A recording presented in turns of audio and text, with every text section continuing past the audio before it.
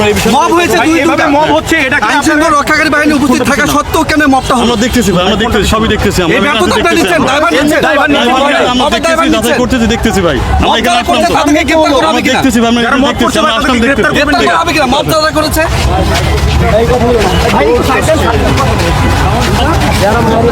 Police কর্মকর্তাকে এই বিষয়টি নিয়ে জানতে চাওয়া হলে তিনি খুব একটা সদুত্তর দিতে পারেননি এবং মূলত একটু আগে যে বিষয়টা আমরা দেখছিলাম যে একজনকে আটক করার পরে যখন সে বলেছিল যে সে বঙ্গবন্ধুকে ভালোবাসে কথা বলার পর তার উপর অতর্কিত পেটানো হয়, সেই বিষয়টি খুব আলোচিত সমালোচিত এখানে হয়েছে। সেই বিষয়টি নিয়ে এখন পুলিশ কর্মকর্তা যে রাষ্ট্র সংলাপ ফোরামের আনাম আয়েশ তার সাথে কথা বলছেন এবং একটু আগেও আমরা সেই বিষয়টি জানতে চেয়েছিলাম। তিনি বলেছেন যে পুরো বিষয়টি নিয়ে তারা জানছেন এবং চেষ্টা করছেন এবং তিনি এখন সম্ভবত কথা বলছেন। সবাই দেখতেছি, আমরা চেষ্টা করতেছি। আপনাকে এখানে আমরা দেখি ভাই, আমরা সিনিয়র স্যার আসবে, উনি আপনাদের সব বিষয়টা ব্রিফিং করবেন। আমার থেকে সিনিয়র আছে ভাই। পরিস্থিতি এমন হচ্ছে কেন? এখানে কেউ আসলে আমরা দেখতেছি, যাচাই করতে আমরা তো কেন হচ্ছে দেখতেছি। আপনারা আছেন, আমরাও আছি। আমরা তো দেখলাম একজনকে মারছে এবং দাঁড়াতে দেখলাম। ভাই কি হয়েছে দেখার জন্য আমরা এখানে। আমরা দেখতেছি ভাই, ঠিক আছে, গান স্লোগান দিয়েছি। আপনি আমাদের কাজ করতে দেন, আমি আপনাদের যারা আছে, হ্যাঁ এখানে আমাদের ভাইরা আছে, দেখেন ভাই উনি তো উল্টাপাল্টা গালি দিচ্ছে ভাই। কি গালি দিয়েছে? কি গালি দিয়েছে আপনাকে? আপনাকে গালি দিয়েছে। উনি শহীদদেরকে আওয়ামী লীগের কোনো কার্যক্রম চলবে না। আপনি ক্যামেরায় আমি ক্যামেরা ধরছি ভাই। আপনি মিডিয়ার ভাইয়া না, একটু বিনয়ের সাথে প্রশ্ন করেন। আমি যথেষ্ট আপনি মারতে পারেন কিনা? আপনি কি কাউকে আপনাকে বিনয়ের সঙ্গে প্রশ্ন করছি, আপনি কাউকে মারছেন, মব করছেন, এটার ব্যাখ্যা কি দিবেন? আচ্ছা ভাইয়া, আপনার আপনারা এটাকে মব বলছেন? নিষিদ্ধ সংগঠন, নিষিদ্ধ সংগঠন বলে তাকে মারতে পারেন আপনি? আমি তো অবশ্যই পুলিশের হাতে তুলে দিয়েছিল। আমি দেন না, আপনি তো ঝাড়ু দিয়ে মেরেছেন। প্রথম তো পুলিশের হাতে ঝাড়ু দিয়ে মেরেছেন। পুলিশের হাতে দিলাম, পুলিশ ভাইরা তো হেল্প দেখেন কি মব করেছেন কিনা? আপনি আমার কথা বুঝেন। মবের অভিযোগ আছে, করেছেন কিনা? হ্যাঁ বা না? এটা মব না। আপনি ফেসিস্টের লোকজন আমাদেরকে মেরে ফেলবে, আমাকে হুমকি দিবে, রাস্তায় পিটাবে, ওইটা মব হবে না। আপনাকে উনি হুমকি দিয়েছে? অবশ্যই। আমাকে কয়েকদিন আগে যে পিটায় যাবে, ঢাকা মেডিকেলে আহত করলো, তখন কইছিলেন থ্যাংক ইউ। কিন্তু আপনি কিন্তু মবের অভিযোগ ছিল।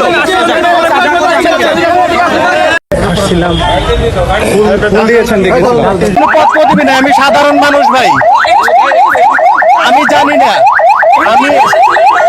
আমি এখানে বঙ্গবন্ধু একজন স্বাধীনতার মুখ্য সংগঠক, সাধারণ মানুষের তারা তো মাঠ ফেরত কামনার জন্য এসেছিলাম আমি। তো আমি ওখানেও যাই নাই, আমি যার দূর থেকে একটু ফুল দিয়েছিলাম, রেখে গেছি। তো আমি তো কোনো রাজনৈতিক কর্মকাণ্ডের সাথে জড়িত না, রাজনৈতিক কর্মকাণ্ড করিও না। আমি এর কোনো কারণ জানি না, আমি ভিতরেও যাই নাই, কিছুই করি নাই, আমি এর কোনো কারণ জানি না। আমার 301 বিজয় লেন ভাই, একটু বাসায় খবরটা দিবেন ভাই। 301 বিজয় লেন।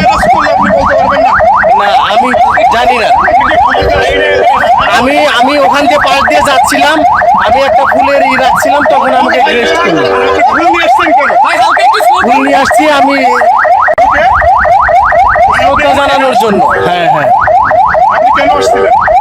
হ্যাঁ আপনি কেন আসছিলেন? এখানে আমি আসছিলাম একটু দেখার জন্য, এবং যেহেতু স্বাধীনতার সে মুখ্য সংগঠক, তার প্রতি একটা শ্রদ্ধা জানানোর জন্য আসছিলাম, আর কিছু না। না না, ভুল দিতে পারিনি, আমি ভিতরে যাই নাই ভাই, আমি ভিতরে যাই নাই। না আমি ভিতরে যাই নাই ভাই। জি আর কেউ নাই ভাই, আমি একাই। আমাকে ধরে নিয়ে যাবেন কোনো যাচাই বাছাই ছাড়া? বাংলাদেশের স্বাধীন কোথায় হলো? আপনি একটু আইডি কার্ডটা দেখান আমাদেরকে। আপনি একটু আইডি কার্ডটা দেখান। আচ্ছা আইডি কার্ডটা উপরে উঠে ধরেন, আপনি ভালো মতো ধরেন। কোন নিয়মে নিবন্ধন হয়েছে আপনাদের? কোন নিয়মে আপনার ওটা হাউস বাংলাদেশের নিবন্ধন পাচ্ছে? কিন্তু আমরা এখানে ভিডিও করতে আসি, আমরা আওয়ামী লীগ। আপনার হাউসের নিবন্ধন আপনার হয়েছে, নিবন্ধন নাম্বার কত আছে? আওয়ামী লীগের হাউসের নিবন্ধন নাম্বার কত ভাই? হাউসের নাম কি? হাউসের নিবন্ধন কত? এখানে সব লেখা আছে। নাগরিক টিভি ভাই, আপনি প্রশ্ন করছেন, ওনার নিবন্ধন নাম্বার বলেন। নিবন্ধন নাম্বার কত? নিবন্ধন না হলে সাংবাদিক বলছেন আপনি বলেন। সম্পাদকের নাম কি? সম্পাদক কে? আমাদের ম্যাম আছে এখানে, আপনারা সম্পাদকের নাম বলেন কি? আমাদের অফিস মতিঝিল বাংলার কণ্ঠ। সম্পাদকের নাম বলেন কি? আমাদের সম্পাদক হচ্ছে ম্যাম। আমি নাম কি? নাম কি? আপনার নিবন্ধন হয়েছে কত সালে? তাহলে এবার কি বলবেন? আর করেন না। নিবন্ধন কত সালে হয়েছে? নিবন্ধন নাম্বার কত? ভাই এগুলো তো আমি জানি না। তাহলে আপনি কিভাবে সাংবাদিকতা করতেছেন? এটা আমাদের বস যারা আছে তারা বলতে কিভাবে সাংবাদিকতা করতেছেন? ভাই। আপনার ওইখানের আচরণটা আমার কেমন একটা লাগছিল। ভাই আপনি আপনার সম্পাদককে ফোন দেন, ফোন দিয়ে কথা বলেন। আপনি যদি জেনুইন। Hello ma'am. ম্যাম এখানে আমি প্রোগ্রামে আসছি তো 2 দিনের ছেলে বলছে আমি নাকি আওয়ামী লীগের দোষ। সেক্ষেত্রে আমাদের যেখানে মিডিয়া আছে বলতে আপনাদের বস ম্যাম যে আছে নিবন্ধ সব কথা বলার জন্য লাঠি থেকে দেওয়া।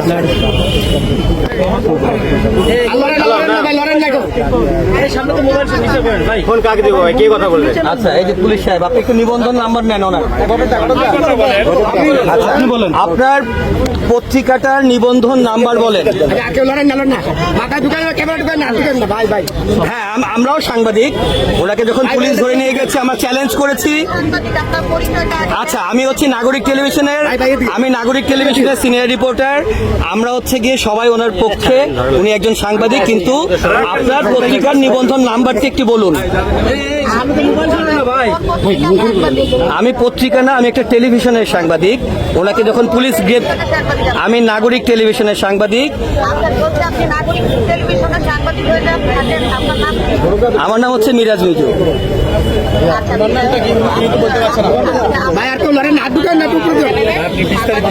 আপনি প্রশ্ন না করে আমার প্রশ্নের উত্তর দেন। তাকে পুলিশ ধরে নিয়ে যাচ্ছে, আমরা হচ্ছে গিয়ে তাকে আটকে রেখেছি যে একজন সাংবাদিককে নিয়ে যাওয়া যাবে না। শোনেন, আপনি এত প্রশ্ন না করে আপনি আপনার নিবন্ধন নাম্বারটি বলুন যাতে আমরা তাকে রক্ষা করতে পারি। উনি পরিচয় দিয়েছেন উনি একজন সাংবাদিক, আমাদের কমিউনিটির মানুষ। আমরা পুলিশকে দাঁড় করিয়ে রেখে চ্যালেঞ্জ করেছি যে একজন সাংবাদিককে আপনারা নিতে পারবেন না। এখন এখানে একটি প্রশ্ন অ্যারাইজ হয়েছে, আপনার পত্রিকার নিবন্ধন নাম্বারটি বলুন। নিবন্ধন বলেন। আচ্ছা অনলাইন পোর্টালে কি নিবন্ধন নাম্বার থাকে? আচ্ছা অনলাইন পোর্টাল যদি হয় সেটা নিবন্ধন নাম্বারটি বলুন। জি প্লিজ প্লিজ প্লিজ আপনি একটু নাম্বারটি বলুন, আমাদেরকে কাজের সহযোগিতা করুন, আমরা ওর পক্ষে আছি। দাঁড়ান ওনার সম্পাদকের সাথে কথা বলছি, একটা মিনিট দাঁড়ান, এটা শেষ হোক। আপনি একজন জার্নালিস্টকে আমরা ধরে নিয়ে যাবেন না প্লিজ। হ্যাঁ আমরা যাচাই করি, আমরাই তুলে দেবো যদি উনি জার্নালিস্ট। উনি যদি জার্নালিস্ট না হয়ে গেলে আমরাই তুলে দেবো। উনি জার্নালিস্ট না হলে আমরাই তুলে দেবো। জি ওনাকে পুলিশ নিয়ে যেতে চাচ্ছে, পুলিশ। আমরা পুলিশের কাছ থেকে ছিনিয়ে রেখেছি ওনাকে।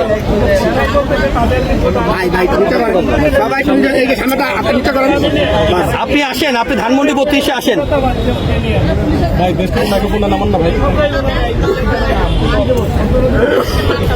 আচ্ছা আপনি আপনার নিবন্ধন নাম্বারটি দেন আগে। এসডিএফ থেকে আমাদের বেশ কিছু সদস্য দাঁড়িয়ে আছি এবং আরো কয়েকজন বিপ্লবী ভাইরা এখানে আছে।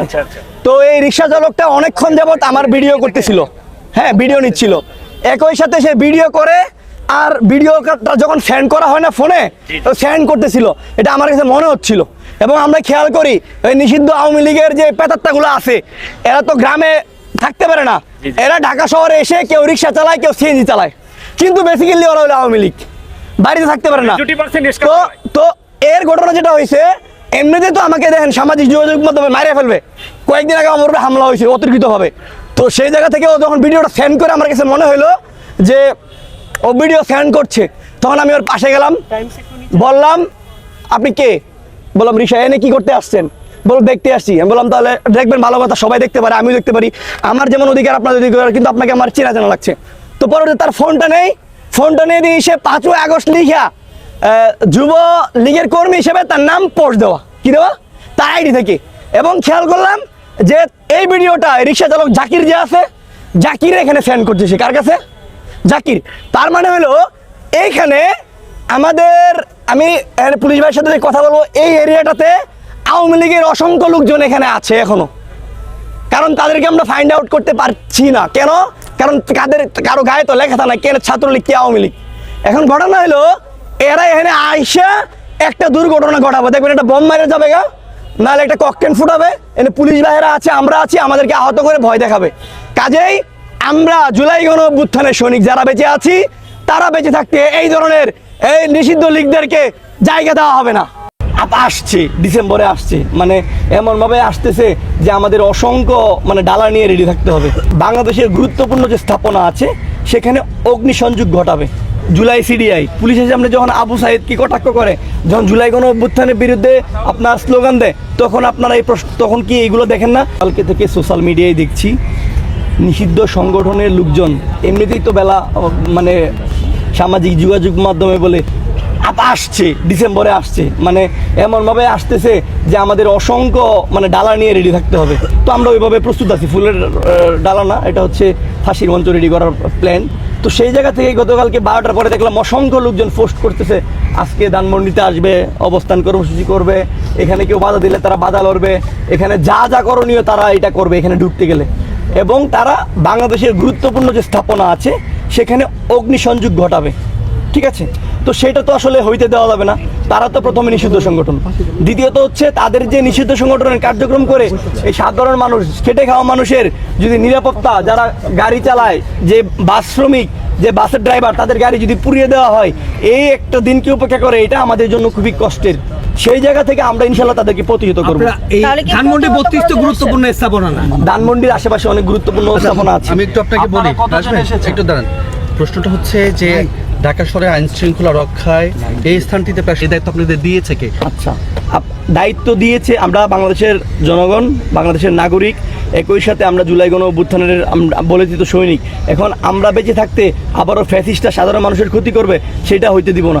আর আপনি একটা প্রশ্ন করলেন না আমাকে যে আসলে তাহলে কেন দায়িত্বের বিষয়টা, পুলিশের সামনে যখন ফুল দেওয়া যায়, ফুল দেওয়া কি অপরাধ কিনা? না, ফুল, আমার কথা শুনেন, পুলিশের সামনে যখন স্লোগান দেয়, ফুল আর যখন পুলিশের সামনে যখন স্লোগান দেয় যে আপনার হচ্ছে জুলাই সিডিআই, পুলিশের সামনে যখন আবু সাইদকে কটাক্ষ করে, যখন জুলাই গণ অভ্যুত্থানের বিরুদ্ধে আপনার স্লোগান দেয়, তখন আপনারা এই তখন কি এইগুলো দেখেন না? আমরা তো দেখি ছোট্ট একটা ঝটিকা মিছিল পুলিশের সামনে দিয়ে যায়, পুলিশ শুধু দেখে না। বাট আমাদের কাজটা কি? আমাদের কাজ হচ্ছে আমরা বাংলাদেশের নাগরিক হিসেবে যারা বাংলাদেশকে ক্ষতি করার চেষ্টা করবে 24 পরবর্তী সময়ে, তাদেরকে অবশ্যই আইনের হাতে তুলে দিব। এখন বলতে পারেন যে পুলিশ তো এখানে আছে, ভাই তারা তো এখানে করবে না, পুলিশের সামনে করবে না, একটু দূরে করবে, পুলিশের সামনে দিয়ে ভদ্রভাবে হেঁটে যাবে। আপনি চিনবেন না সে আওয়ামী লীগ কিনা, লেখা আছে গায়ে সে আওয়ামী লীগ, যুবলীগ, ছাত্রলীগ, আমরা চিনি। অসংখ্য নেতাকর্মীদের নিষিদ্ধ সংগঠনে চিনি, আওয়ামী লীগের যারা মাস্ক টাস্ক পরে ঘুরে, আমরা চিনি। এখন আপনার যে ভাইটাল পোস্ট, আমি আপনাকে সুন্দর উত্তরটা দিচ্ছি। ধরেন একজন আওয়ামী লীগের কর্মী, সে উপজেলার চেয়ারম্যান ছিল, ফেসিস্ট, বা সে সাধারণ সম্পাদক, তাকে আপনি চিনেন, ওকে? বাট যে সদস্য বা মোটামুটি পোস্টে আছে তাকে কি আপনি চিনেন? সে যদি এখানে আইসা একটা বম, এমনিই তো আমরা সামাজিক যোগাযোগ মাধ্যমে দেখেছি যে বিভিন্ন জায়গায় তারা মানে অগ্নিসংযোগ ঘটাবে, বোমা হামলা করবে, এটা সোশ্যাল মিডিয়ায় দেখেন না আপনি, আপনারাই তো নিউজ করেছেন না? আপনারা শনাক্ত করতে পারবেন? আমরা শনাক্ত করতে পারবো, বিষয়টা সেটা বলি নাই। আমরা খেয়ালে রাখবো যে সন্দেহভাজন কাউকে হলে পুলিশকে আমরা জানাবো যে ভাইয়া এই লোকটাকে সন্দেহজনক মনে হচ্ছে, আপনারা। বঙ্গবন্ধুকে শ্রদ্ধা করি, কারণ বঙ্গবন্ধুর জন্ম না হলে এই বাংলাদেশটা আমরা পেতাম না। আজকে আপনি এখানে দাঁড়ায় আমার সাক্ষাৎকার দিতে, যার বিনিময়ে আমরা এই বাংলাদেশটা পেয়েছি। বঙ্গবন্ধুর ইতিহাস 1971 16 ডিসেম্বর পর্যন্ত এক বর্ণনা। বঙ্গবন্ধু রাষ্ট্র ক্ষমতা পরিচালনার ভুল ত্রুটি আছে, ব্যর্থতা আছে, এটা থাকে গণতান্ত্রিক দেশে, গণতন্ত্রের মাধ্যমে পরিবর্তন হবে। কিন্তু এক ধরনের 75-এ একটা নারকীয় ঘটনা ঘটা হয়েছে, পরিবার সহ হত্যা করা হয়েছে, যেটা আসলে বঙ্গবন্ধু পরিবারের জন্য সবসময় ঝুঁকি, ভবিষ্যতে থাকবে। 32 হলো আমাদের স্বাধীনতার প্রতীক।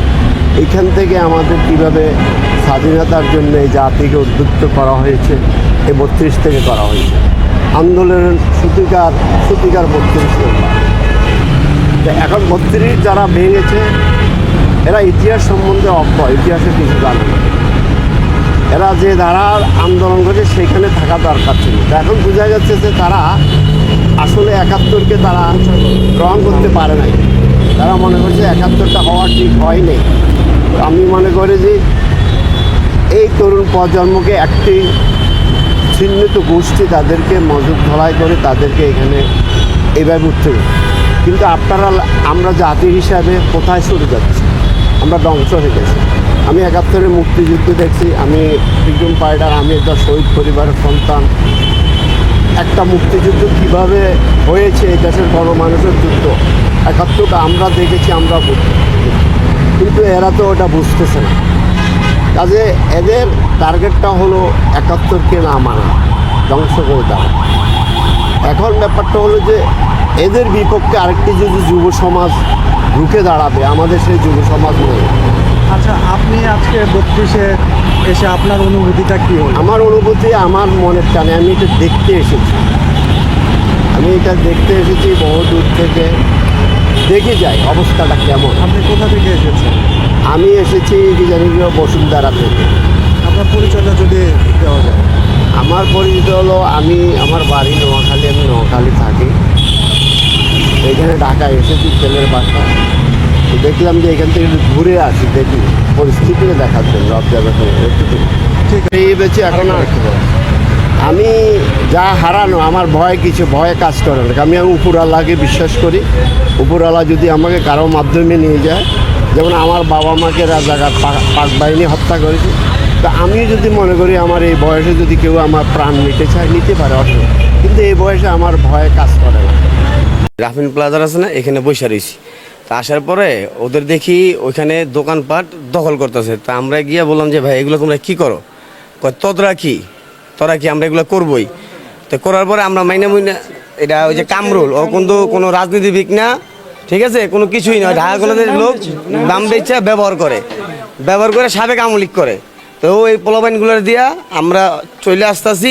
এরপরে আমাদের হামলা করছে, আমাদের অফিসও মনে করেন যেভাবে ভাঙছে, আমরা তো ওইভাবে প্রতিবাদ করি নাই, ওরা এরভাবে করছে। আমরা এই জন্য আপনাদের মিডিয়ার সঙ্গে আমরা জানাই, এই কামরুল ছেলেটা হচ্ছে কি বলাকা হলের সামনে ওইখানে একটা দোকান দখল করার জন্য গেছিল কামরুল ছেলেটা হচ্ছে কি আজকে কিন্তু মঙ্গলবার এরিয়া বন্ধ। তো ওইখানে দখল করার জন্য যাওয়ার প্রেক্ষাপটে আমরা বাধা দিচ্ছি। তো সাংগঠনিকভাবে এটা হচ্ছে কি দখলদারিত্ব, চাঁদাবাজি এগুলো নিষিদ্ধ। কারণ সে ওইখানে প্রতিনিয়ত চাঁদাবাজি করে। ওই বলাকার আশপাশে কিছু দোকান থেকে সে প্রতিনিয়ত চাঁদা তোলে, প্রতিদিনই 1000 2000 মানে এরকম চাঁদা নেয়। তো আমরা আজকে বন্দর মার্কেটে আসছি, ওইখান থেকে বাধা দেওয়ার পরে, দখলদারিত্ব করার পরে বাধা দিছি। তখন সে মানে একটু ক্ষিপ্ত হয়ে গেছে। পরে যাই হোক, এখানে সিনিয়ররা মিটমাট করে দিয়েছে। পরে আমরা অফিসে আসার পরে এখানে সিনিয়ররা কথাবার্তা বলছে। এক পর্যায়ে ওরা আইসা দেখে যে এখানে অতর্কিত হামলা করে অফিসের বিভিন্ন ধরনের ভাঙচুর করছে। যেমন আমাদের হচ্ছে যুবদলের অফিস, এখানে প্রাইম মিনিস্টারের ছবি, তারপর যে চেয়ারম্যানের ছবি, তারপর হচ্ছে জিয়াউর রহমান, আমাদের ঢাকা 10 আসনের মাটি উন্নয়ন নেতা শেখ রবিউল আলম ভাইয়ের ছবিটাও তারা এখানে ফেলে দিস। তো এখানে যে আপনারা দেখছেন যে ভিতরে কী অবস্থা। তো সেই ক্ষেত্রে আপনারা এটা একটা পদক্ষেপের অবশ্যই আশা করি যে এটা আমরা যে প্রশাসনের কাছে, সরকারের কাছে, দলীয় কর্মীরাও হয়েও তো নির্যাতিত। কারণ আমরা তো এমনিতে চাঁদাবাজি করতে দিতে পারি না। তারা যেমন চাঁদাবাজি করে, তারা কলেজের নাম ইউজ করে চাঁদাবাজি করে।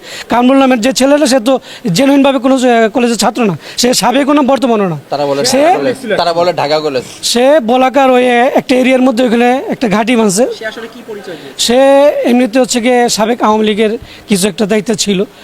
তো যাই হোক, সে এখন ঢাকা কলেজের কিছু ছেলেদের, হ্যাঁ, ওরা ওই সময় ছিল প্রায় 7-8 জন। পরবর্তীতে এখানে অফিসে হামলা করার সময় আসছিল প্রায় 70-80 জন। আপনারা কতজন আহত হয়েছে? আমাদের এখানে প্রায় 16-17 জন আহত হয়েছে। বুঝিনি ভাই, মানে কাউকে চিনেন কি? হ্যাঁ, ওর মধ্যে হচ্ছে গিয়ে কামরুল তো 1 নম্বরে, তারপর হচ্ছে গিয়ে রায়হান, তারপর হচ্ছে গিয়ে প্রিন্স, তারপর হচ্ছে গিয়ে দীপ্ত, সুমন, তারপর হচ্ছে গিয়ে জুলহাস। ঠিক আছে, জুলহাস হচ্ছে গিয়ে সাবেক ছাত্রদলের ঢাকা কলেজের সেক্রেটারি ছিল। সে ওইখান থেকে তো এখন তো নাই। তো তাদের এখানে আবার একটা আছে, যেমন তারা ওই অনেক বহিষ্কৃত ছাত্রদলের ছেলেদেরকে ইন্ধন দিয়ে এখানে নিয়ে আসছে এই অফিসটা হামলা করার জন্য। তারা মানে পুরো গলিটা এখানে একটা আবাসিক এলাকা, এখানে তো তারা যে এখানে মিজানো ছিল, তারা এখানে একটা আবাসিক এলাকা, এখানে যেভাবে তারা একটা মানে অকারেন্স করছে, এখানে তো এটা কাম্য না। আপনারা দলের কাছে কি চান? আমরা এটা সুষ্ঠু বিচার চাই, এটা হচ্ছে কি আমি আহত হইলাম, তারা আমার মাথাতে বাড়ি দিয়েছে, তারা আমাদের জিয়া রহমানের ছবি ভাঙচুর করছে, এখানে অফিসে এসে যুব দলের ম্যাডামের ছবি ভাঙচুর করছে, তারেক ভাইয়ের ছবি, রবিউল ভাইয়ের ছবি ভাঙচুর করছে, আমাদের বিতর্কভাবে অনেক মারধর করছে। আমরা আমাদের অনেক আহত আছে ঢাকা মেডিকেলে। আমার ওই যে অফিসে আমরা ছিলাম, আমরা যুবদল করি, আমরা বাধা দিয়েছি, এই বাধা দেওয়ার কারণে কেন আমরা যুবদল বাধা দেব? ঠিক আছে, তারা ঢাকা কলেজ ছাত্রদল, তারা লুটপাট করবে, আমরা এটা কেন বাধা দেব? এই কারণে ঢাকা কলেজের নাম বেছে শুধু ঢাকা কলেজ না ভাই, তারা হচ্ছে কি ঢাকা হকার্সের সামনে, হকার্সের সামনে মানে ধানমন্ডি হকার্স, তারপর হচ্ছে কি আপনার প্রিয়াঙ্গন, তারপর হচ্ছে কি আপনার গ্লোব শপিং মল, এইখানে তারা হচ্ছে কি ছিটে থাকে। এর মধ্যে তারা হচ্ছে চাঁদাবাজি করতে, তারা সংঘবদ্ধ একটা চক্র আছে, শুধুমাত্র কলেজের নাম ব্যবহার করে চাঁদাবাজি করে। কামরুল ছেলেটাই মেন এই জায়গার